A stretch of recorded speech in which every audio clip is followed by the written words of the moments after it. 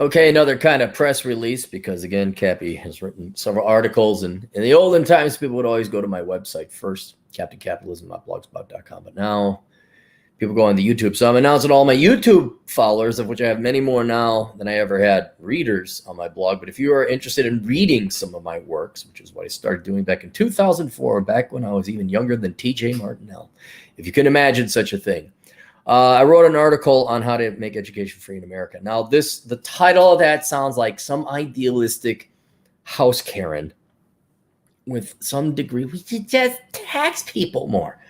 No. And some of you who've tuned in, you kind of already know my general idea. But in this article, I outline clearly, but also succinctly, how we use modern day technology to basically give everybody, who wants it, not we just give it. You have to earn it, but you can get an education for free.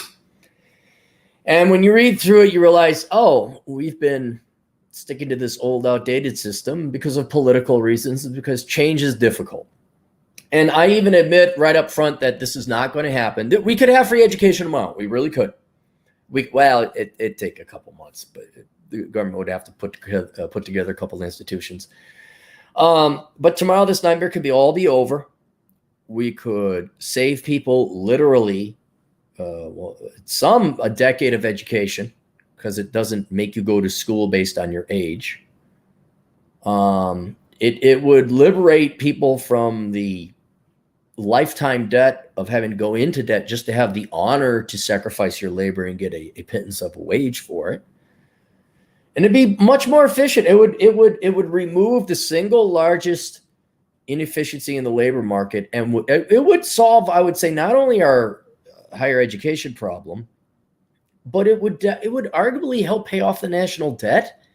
It would solve or put a huge dent, solve the majority of our financial troubles. But I tried solving financial troubles before, housing crisis, dot-com bubble, education, but no one wants to. So this is, as I think all my work is going to be it's going to be posterity.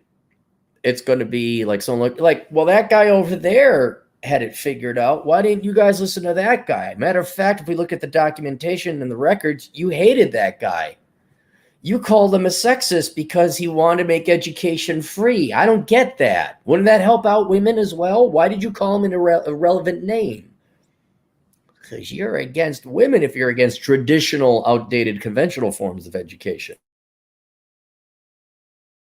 Anyway, so it's not too long of a read. The link is down below. Also, what you see in the link there is linked to my compendiums, the best posts I've compiled into 4 books.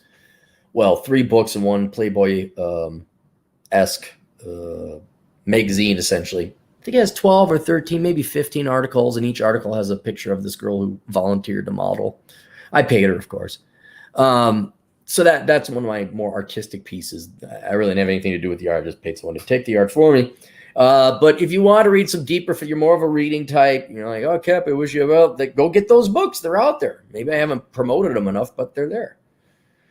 And that's it. So, there you go. And then anytime anyone ever says, put that on a bookmark, goes, well, we need to make education free in America. I mean, like this, and send it to them. Well, not that way. The professors would be unemployed. We'd have to teach ourselves.